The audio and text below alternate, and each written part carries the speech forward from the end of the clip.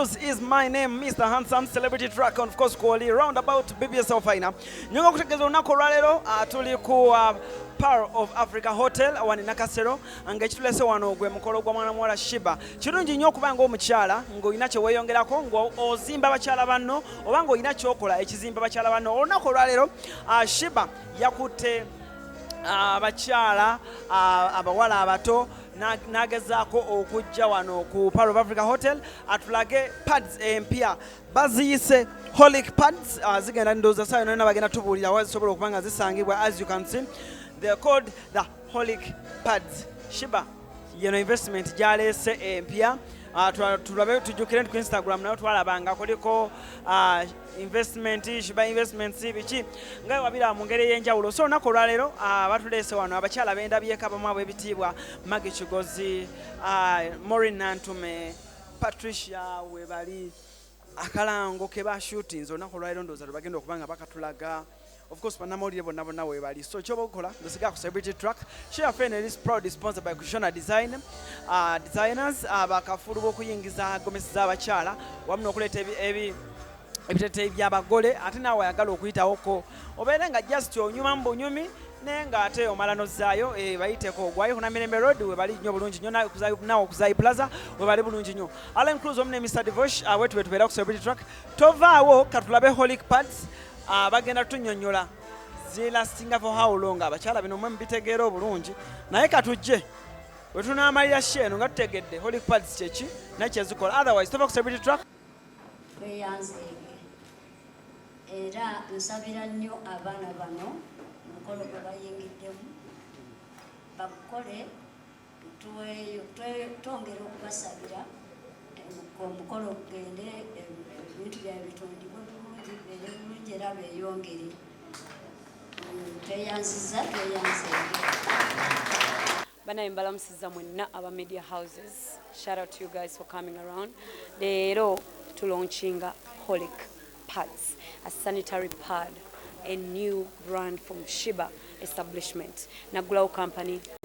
So nange nnoonya ekintu kyenkola okusingako ekyokuyimba obuyimbi kubanga tetumanya mukama okeera ku makyanga amagulu gakumenyese ofunye accident olwadde tosobola kugenda ku stage noonya ngeri nange yakulaba nti ekintu ng'ekyo kintuukako kubanga kituuka ku buli omu.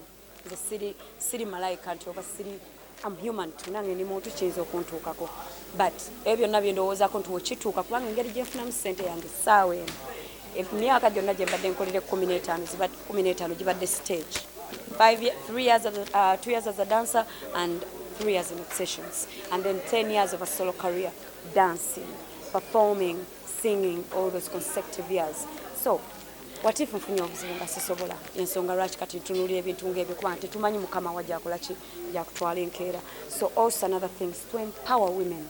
Abakyala tulina ebintu bingi bye tuyinza okukola tetufuna mukisa tuteeka ku tebo y'abasajja gye bateesezaako kati nze ngenda nange kutambuza eno paadi okukozesa eno paadi okuconnectinga n'abakyala tutambuze ekintu ky'abakyala paka ku mutindo paka tutuuka ku eyo tebo eya buli omu gyatuulako nga tufuna equal rights nga tusobola okusasulwa ssente ennungi nga buli omu zasasulwa nga tusobola okufuna emirimu emirungi nga buli company era company yange egenda kubeera nga hiringa Sheebah establishment egenda kuba nga hiringa 80% women to empower women because at the end of the day I'm a feminist and this is a female product. It's from a queen to queens, little queens, young queens, youth, women, corporate or not.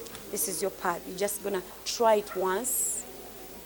Tojja kuddamu kukozesa kintu kirala kyonna tojja nakugijjukira. It's very comfortable. Sagala najjogerera nnyo gwe just njagala ogigule yeegi emu zigenda kuba ku market anytime and then I'll be getting my feedback. Buli omu agikozesa nnyamba agenda ku mukutu gwa Holic pads kweri ku Facebook, kweri ku Instagram, ku Twitter, email, everywhere. Oba ogwange gwennyini Sheebah Karungi ompe comment yo ongambe kiki okitegeddeko.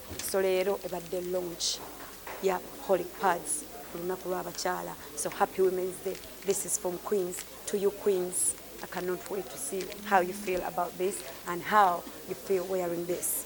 But all I know is you feel like a queen because queen is not the best. Thank you.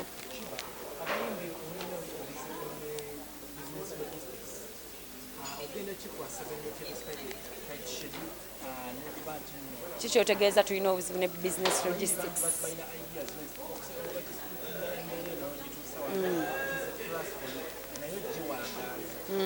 Nga bwe mpangaziza career yange mu music, because music is a business. Although so many of you don't know that it's a business.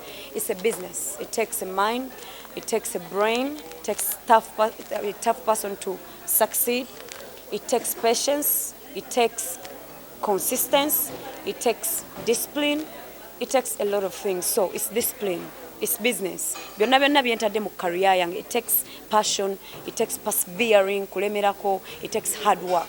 Buli kimu kyentadde mu music wange okufuuka Sheebah leero ngenda kiteekamu eno pad era ejja kufuuka nga bwe nafuuka n'okusingawo kubanga we are taking this from Uganda to East Africa to Africa. The sky is only the limit. It's not even the limit. We won't let it limit us. We are going further and higher. Queen's not the best. Empowering women, empowering queens. Sina na kyabagamba eno yo nja gifiirako nga wenafiira ku music nga bw'obadde okimbuuza. It's business. Yeah. And also don't forget one thing. Eno business sigiri muze kera nga ya music. Nam manager wange Mariam abadde best friend wange myaka gyonna who is also my cousin. So amanyi akuba ntandika okuyimba ngera ye manager wange paka inafuna official manager. So amanyi gye nvudde, amanyi sente zino we zivudde, amanyi pain yafe naye partner yateekamu sente ze. Then nyina ne partner wange omulala accountant mulamba Mr. Ranga. We will not let this network. Eno pad ina abantu basatu abali powerful behind it ng'oggyeko nze. We will not, and so many ne team yennyini nene nnyo eya marketing ng'oggyeko marketing okuggyako ffe ne Mr. Ranga tulina team yaffe nene nnyo egenda otambuza kino ekintu ne bawagizi bange bali bakikwasaganya. So at the end of the day we're gonna push it. I have a right team behind it, and also I'm so hard working. You already know that. We'll make it work.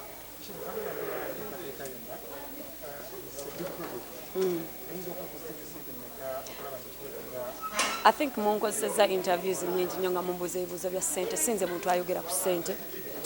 It's not necessary. Kati ate lwaki breaking it down business yange ne how much eteekinze. MTN yali breaking deko down ssente zeetaddemu. None necessary. Next question.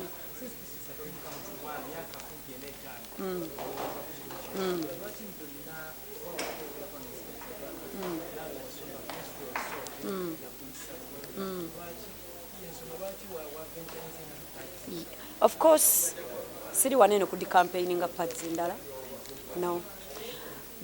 Business fena tusobola okukola business nga tewali alwanyiza siri wano kulwanyisa pads ndala.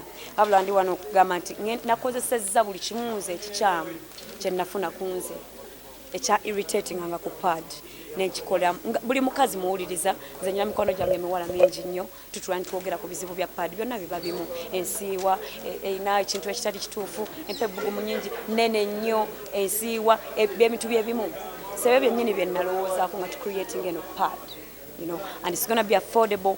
10 nnya zokka tewali muntu aliyongeramu muntu egenda kuba ensi yonna eno pack ya 10 nnya mulimu obuntu 10 ne pantliners 2 ez'obwereere. So gezaako Holic pad ojja kuwulira kyowulira and then you get back to me. But thank you so much. Just give me this opportunity to try it out and you'll see.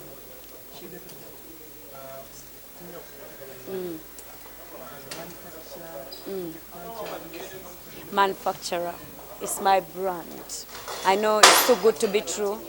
It's manufactured, but not in Uganda. Of course, tunatandika zi manufacturing ila wano. But my long-term dream, my long-term plan, our long-term plan is to get a plant here. Plant ezikola. Twateesa ne partners baffe aba manufacturers betukola nabo bakimanyi nti on a certain period in our contract business yaffe wegenda obulungi tulina okuleeta wano plant. So that's our long-term plan. It's something tekiyinza kuba kyangu tulina okusooka okugezesa kino kyennyini kye tulina kati then tumanyi kyekiddako business bwe tukola one step at a time.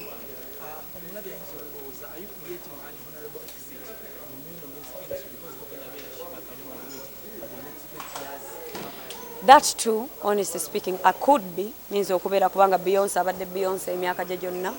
So it doesn't matter if you work hard, you can be.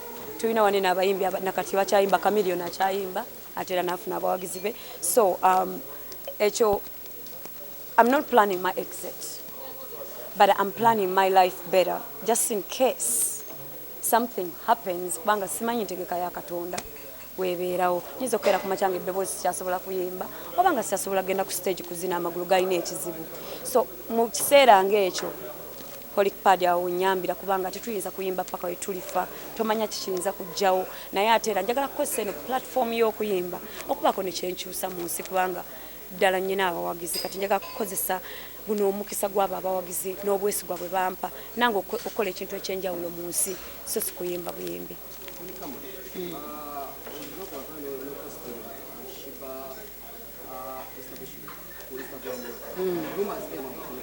Holic pads kyokka, woba obuuza ekintu ekirala kyonna, Holic pads kyokka.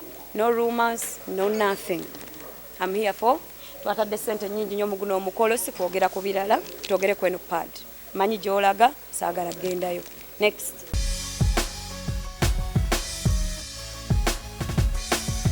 Celebrity track. Subscribe.